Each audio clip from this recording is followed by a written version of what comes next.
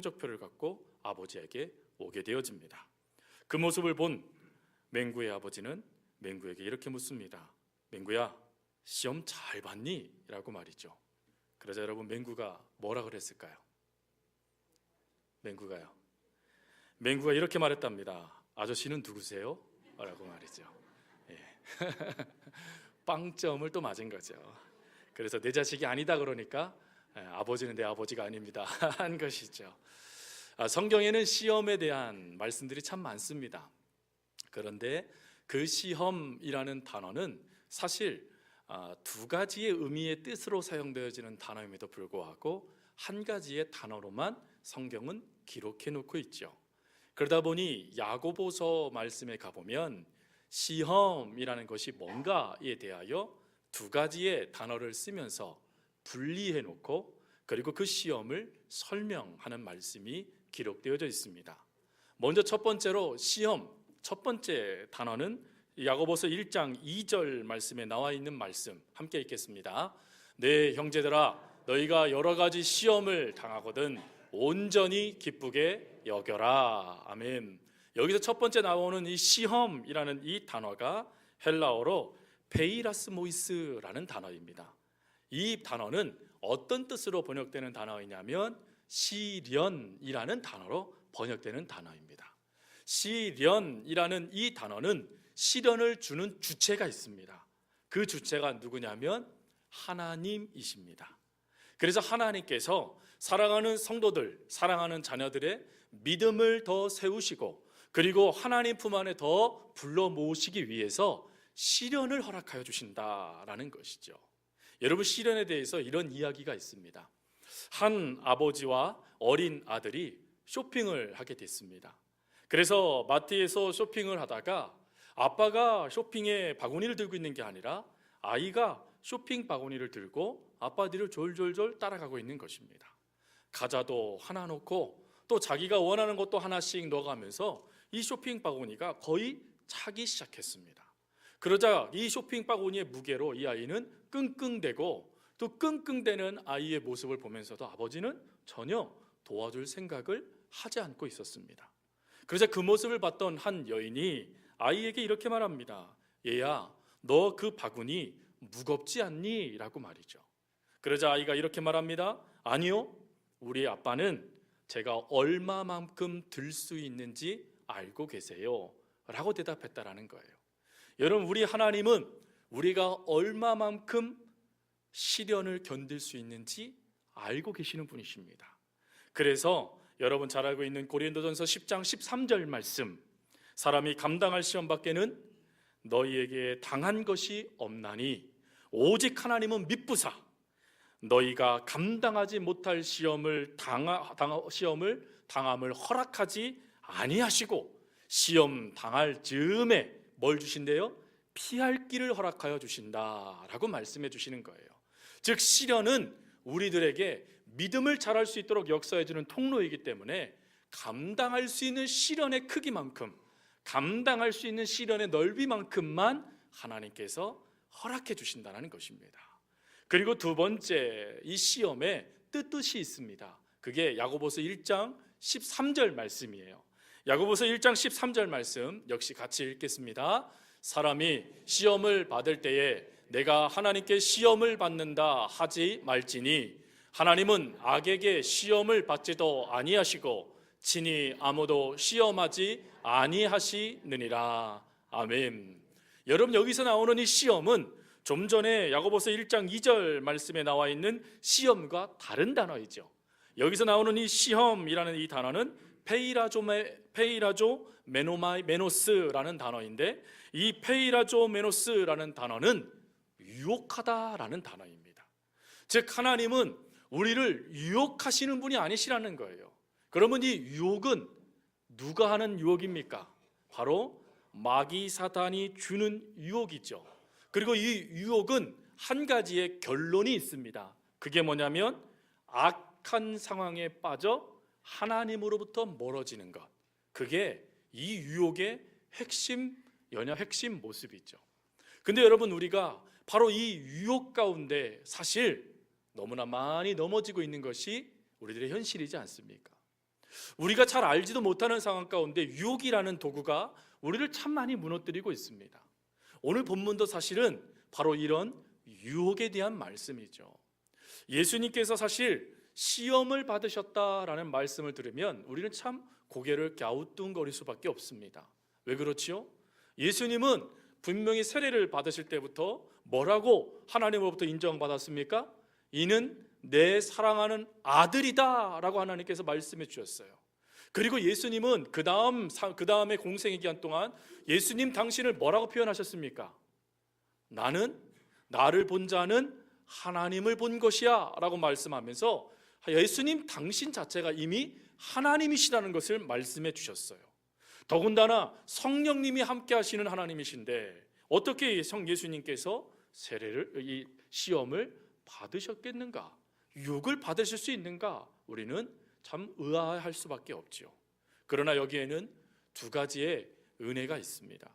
먼저 첫 번째로는 사도 바울이 예수님께서 왜 시험, 유혹이라는 이것을 받으셨느냐라는 것을 설명할 때 고린도전서 15장 말씀에 가보면 예수님을 뭐라고 표현하고 있냐면 둘째 아담이다 라고 표현해 놓고 있습니다.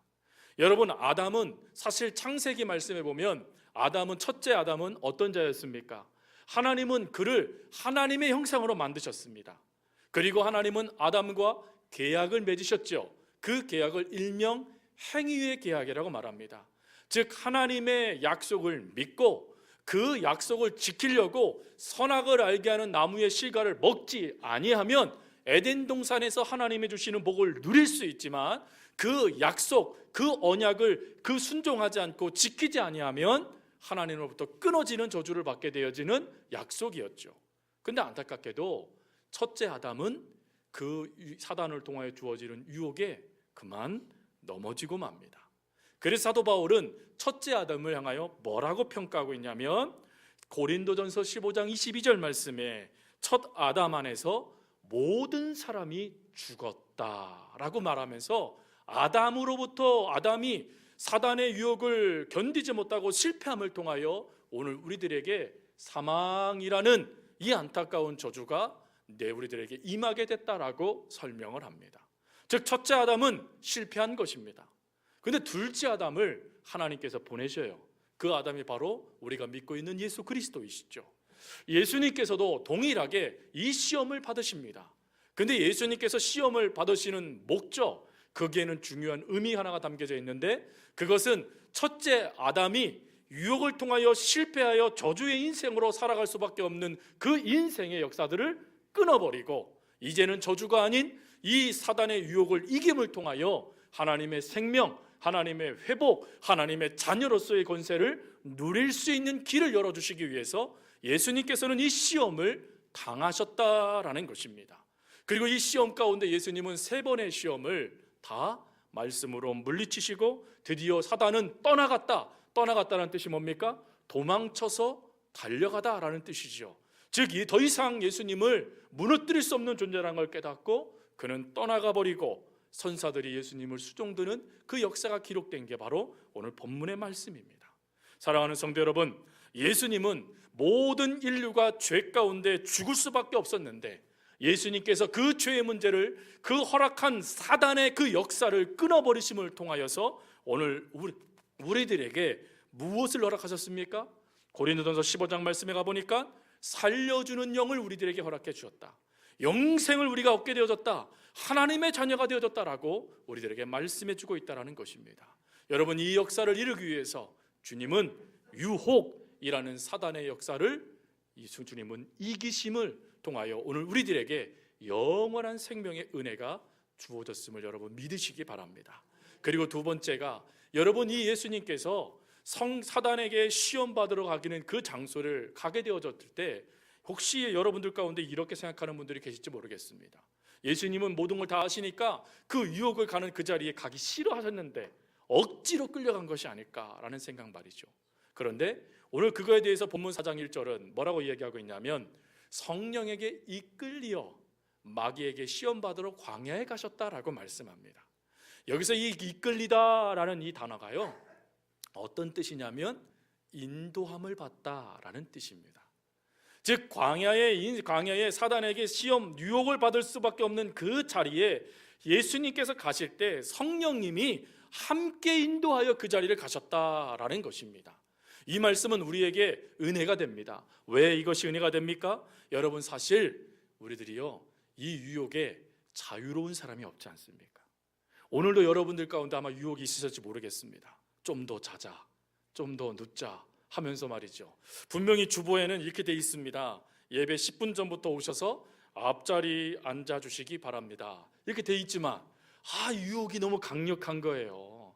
얼마나 그게 강력한지 여러분, 그 유혹을 끝내 못 부리치다가 정말 늦게 막 헐떡거리며 하나님 앞에 나오는, 그래도 그것도 열심인 줄 믿습니다. 그런 모습이 우리 가운데 얼마나 많습니까, 사실은. 근데 그런 유혹 가운데 누가 함께 하신다고요? 성령님이 함께 하신다는 거예요. 성령님이. 여러분, 성령님이 함께 하시니 이 유혹은 이미 말씀의 제목처럼 무슨 시험입니까? 이기는 시험인 것입니다, 사실은. 여러분, 사단이 아무리요 강력하게 여러분들을 넘어뜨리려고 유혹해도 우리와 함께 하시는 성령님이 계시니 능히 우리는 이겨낼 수 있더라. 그것이 바로 오늘 본문에서 하나님이 우리들에게 주시는 은혜인 줄 믿습니다. 자, 그러면 이제 구체적으로 들어가서 예수님이 당하신 이 세 가지의 시험이 오늘 우리들의 삶에 어떠한 유혹으로 다가오고 있는가, 도대체 예수님이 당하신 유혹이 우리들의 삶과는 어떠한 연결점이 있는가 하는 것을 살펴보면서 이 유혹, 이미 이기신 예수님을 바라보며 이 유혹들을 오늘 이 시간에 청산해 나가고 주님 부르실 그날까지 이 유혹의 모든 것들이 우리의 삶에 발붙이지 못하도록 끊어낼 수 있는 그 은혜가 저와 여러분 가운데 있기를 주님의 이름으로 부탁드립니다. 첫 번째 사단의 유혹에 대해 주님이 하신 말씀은 생존의 유혹, 그 욕구를 벗어버려라 라는 것입니다. 여러분, 오늘 예수님께서 40일 동안 굶주리십니다. 그리고 40일 동안 굶주리신 다음에 교모한 사단이 40일째 되는 날에 주님께 나오죠. 그리고는 뭐라고 말합니까? 네가 만일 하나님의 아들이거든 이 돌들이 떡덩어리가 되게 하라 라는 가장 중요한 생존의 삶 가운데 가장 필요한 문제를 가지고 사단이 지금 예수님을 유혹하고 있다는 것입니다. 사랑하는 성도 여러분, 예수님은 40일 동안 굶주렸으니 먹을 것이 생존에 있어서는 가장 중요한 것입니다. 그렇다면 여러분들의 삶에 있어서, 여러분들의 생존에 있어 가장 중요한 것들은 무엇입니까? 지금 여러분들의 삶에 있어서 가장 필요하다라고 말하는 그것을 정확하게 사단은 유혹거리로 만들어버릴 수 있다는 것입니다. 이런 유혹거리에 사실 숨겨둔 의도가 있죠. 그가 한 말은 이 말입니다. 네가 만일 하나님의 아들이거든. 이게 무슨 말입니까? 이 이야기는 사실은 사단이 무엇을 건들고 있는 것이냐면 믿음을 건들고 있는 것입니다. 바꾸어 설명하면 이렇게 얘기할 수 있습니다. 네가 진짜 하나님을 믿는다라면, 그러면 내 능력으로 이걸 한번 바꿔봐, 내 힘으로 이걸 한번 이루어봐 라고 말하는 거예요. 사실 여기에는 비아냥거리는 사단의 말도 담겨져 있습니다. 네가 진짜 하나님의 아들이라면서 어떻게 40일 동안이나 쫄쫄 굶을 수 있어?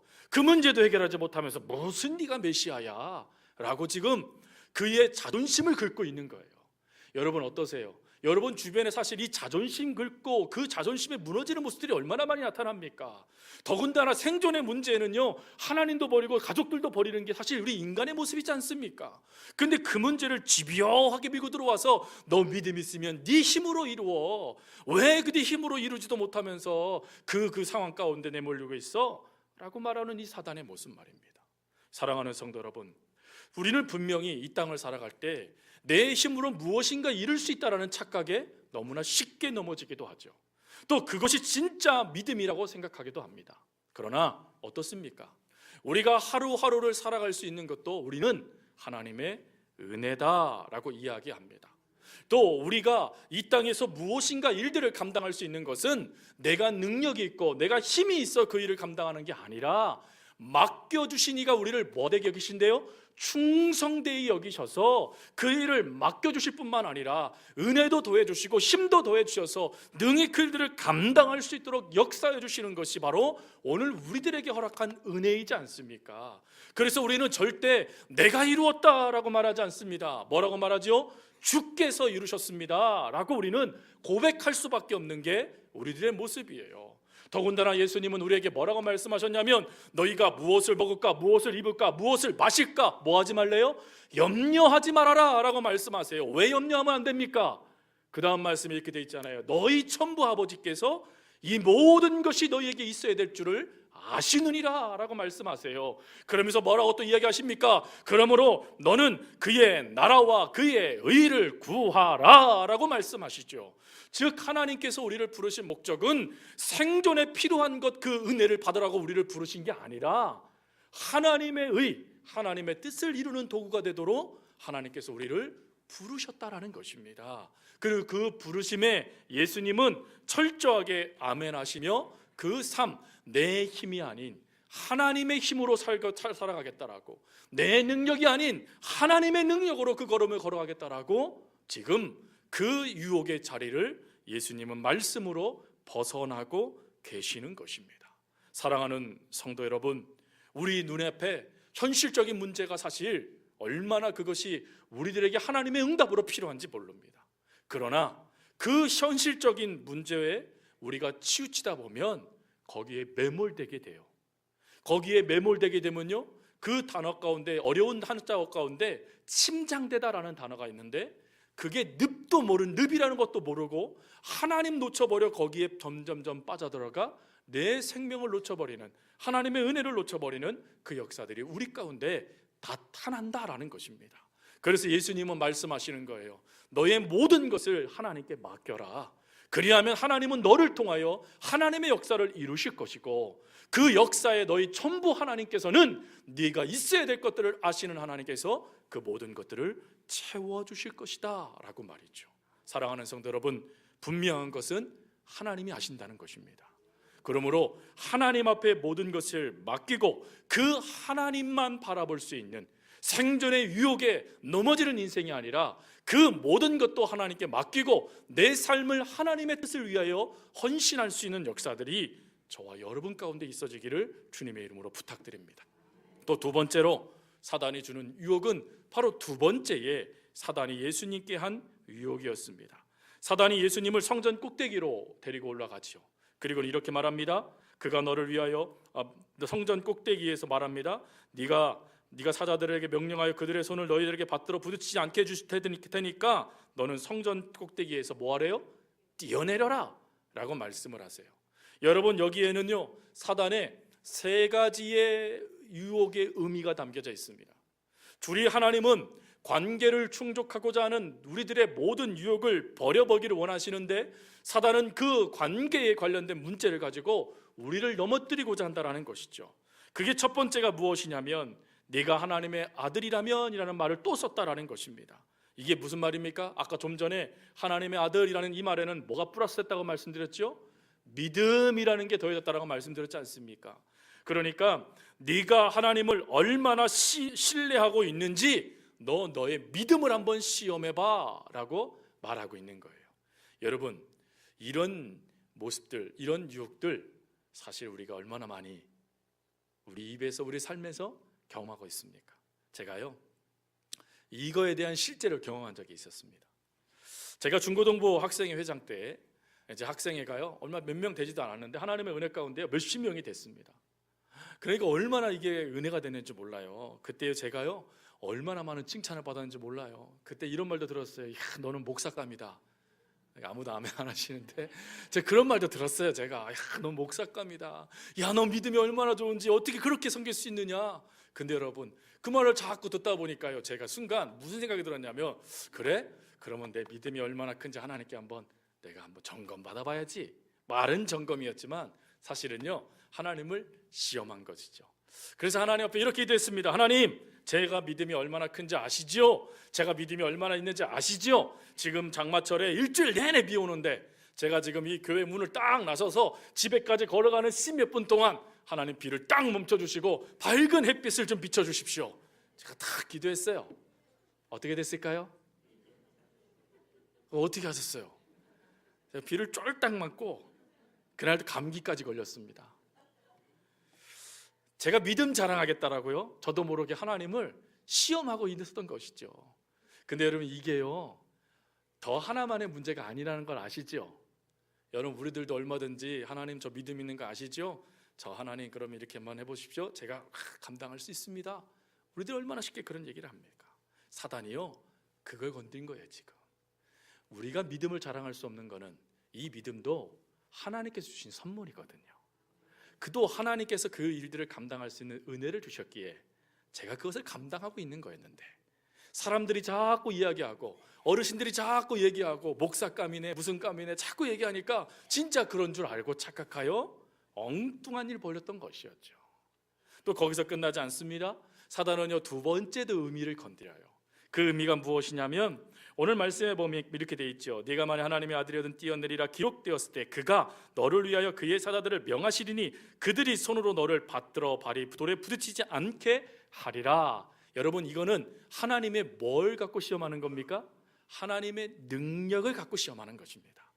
즉, 하나님께서 너를 붙잡으셔서 발이 땅에 닿지 않도록, 즉 하나님께서 그 떨어질 때 딱 붙잡아 주시면 그 하나님은 살아계신 하나님이 맞고, 근데 발이 딱 떨어지면, 그래서 네가 죽으면 그 하나님은 너를 사랑하지 않는 하나님이 맞아 라고 말하면서 하나님의 사랑과 하나님의 능력을 가지고 지금 사단이 유혹하고 있는 거예요.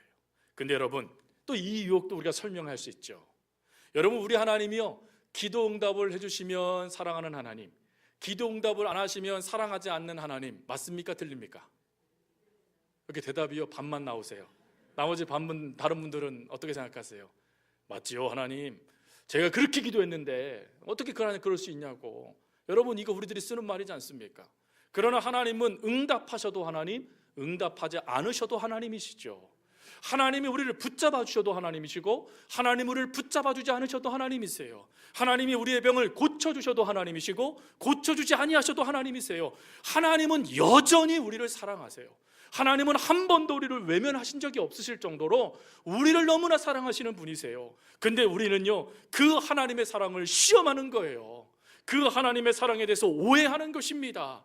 그래서 내가 내 믿음으로 무엇인가 행하기만 하면 그 문제를 하나님께서 이루어 주실 거고 나를 기뻐하시면서 역사해 주실 거라고 믿어요. 근데 여러분, 그 응답에 주어지지 않으니까요, 에이, 하나님 믿어도 소용없네 하면서 하나님 버린 성도들이 얼마나 많습니까?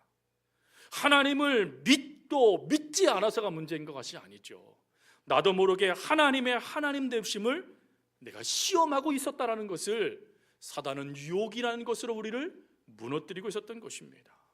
또한 거기서 끝나지 않죠. 한 가지를 더 사단은 이 이야기 가운데 플러스 시킵니다. 그게 뭐냐면, 만약에 여러분, 예수님이요, 높은 성전에서, 높은 성전 필요 없어요. 여러분, 우리 옥상 있잖아요. 옥상이요, 십자가 있는 데서 예수님이 딱 쓰셨어요. 그러면 호곤동까지 다 보이잖아요. 그럼 거기서 예수님이, 사람들이 웅성웅성 거릴 거 아니에요. 어머, 저 사람 자살하려고 하나 보다. 근데 예수님이요, 딱 뛰시더니 뺑글뺑글 돌시더니 딱 착지를 하셨어요. 체수 선수처럼. 그럼 어떻게 됐을까요? 사람들이 난리가 나겠죠. 우와, 대단한 분이시다. 이야, 우리들에게 슈퍼스타가 있다니 하고 박수치면서 막 영광을 돌릴 거 아니겠습니까? 사단이 주는 세 번째는 무엇이었냐면, 네가 영웅이 되라라는 거예요. 영웅이. 네가 영웅이 돼서 화려한 인생을 살아가라라는 거예요. 뭐 그렇게 비참한 인생을 살아가냐는 거예요. 뭐 그렇게 십자가의 길을 걸어가라는 거예요. 뭐 그렇게 고난의 길을 걸어가라는 거예요. 화려한 인상이 되어 성공해서 인생의 꽃을 피워서 연예인들처럼 시상식 때 예수님 믿으세요 라고 말하면 되지. 뭘 그렇게 어렵게 살아? 그냥 사람들이 기뻐하는 슈퍼스타나 돼 라고 지금 유혹하고 있는 거예요. 여러분, 이 유혹에 주님이 우리들에게 주시는 말씀은 무엇입니까? 또 성경은 우리들에게 뭐라고 말씀하십니까? 하나님이 우리를 보시면서 역사하시는 게 있대요. 그게 뭐냐면, 우리의 약함을 강함이 되게 하신대요. 즉, 우리는 사람들에게 인정받지 못하는 슈퍼스타는 되지 못해도 하나님은 우리를 통해서 하나님의 일을 이루어 가시면 그 자체로 기뻐하신다는 것이에요. 그런데 우리 속에는 어떻습니까? 다른 사람의 주목을 받고 싶은 모습이 얼마나 많습니까? 다른 사람에게 인정받고 싶은 그 모습이 얼마나 많습니까? 다른 사람의 관계 속에 나를 과시하고 싶은 그 역사가 얼마나 많습니까? 사단은요, 그것을 교묘하게 우리 속에 무너뜨리는 유혹거리로 삼아버린다는 것입니다. 그래서 여러분, 우리는 꼭 이때에 기억하셔야 될 게 있어요. 내가 주목받는 게 아니라 하나님이 주목받으셔야 된다라는 것입니다. 내가 나타나는 것이 아니라 하나님이 나타나야 된다라는 것이죠. 그래서 우리 주님은 뭐라고 말씀하십니까? 이렇게 말씀하시죠. 7절 말씀에 또 기록되었을 때 주 너의 하나님을 시험하지 말라 하였느니라. 즉 하나님만 높아지면 된다라는 것입니다. 그게 하나님께 주시는 은혜예요. 그리고 세 번째, 하나님께서 또 우리에게 주시는 게 바로 권력의 유혹이죠. 여러분, 예수님께서요, 세상의 역사에 등장하실 때 나이가 몇 세셨습니까? 30살이셨어요. 여러분, 이 30살 때 가장 젊고 가장 힘있고 가장 모든 것을 갈망하는 시기에 사단은 세 번째 유혹을 주는데, 그 유혹이 뭡니까? 모든 힘, 모든 권력을 내게 절하면 주겠다라는 것입니다. 즉 가장 젊고 혈기왕성하고 내가 무엇인가 이루겠다라고 달려드는 그때에 사단은 교묘하게 내가 이 힘 줄게, 내가 이 권력 줄게, 내가 이 역사 너에게 줄게, 그러니 내게 절해 라고 말하고 있는 거예요. 그러나 여러분, 우리가 여기서 기억할 것이 있죠. 이 천하만국은 누구 것입니까? 하나님의 것이죠. 예수님은 누구십니까? 사단에게 절하여 그 힘을 구걸하는 분이십니까? 아니요. 여러분, 마가복음 5장 말씀에 가보면 거라사 지방에 귀신 들린 한 사람을 만나는 사건이 나옵니다. 그때 이 귀신 들린 사람이 예수님을 바라보고 뭐라고 말합니까? 큰 소리로 부르짖어 이르되 지극히 높으신 하나님의 아들이여. 즉 이 예수님은 사단에게 절하면서 사단의 권력을 쟁취하는 분이 아니시라 이미 사단도 알고 있는 하나님이셨다라는 거예요. 그리고 그 하나님 품 안에, 하나님의 손 안에 천하만국의 모든 영광이 들려져 있었다라는 것이지요. 근데 사단은요, 그 상황 가운데 가장 젊고 가장 힘 있는 예수님의 그 시기에 힘과 권력이라는 욕심을 던져주는 거예요. 그래서 그 힘과 욕심을 통하여 뭘 하는 것입니까?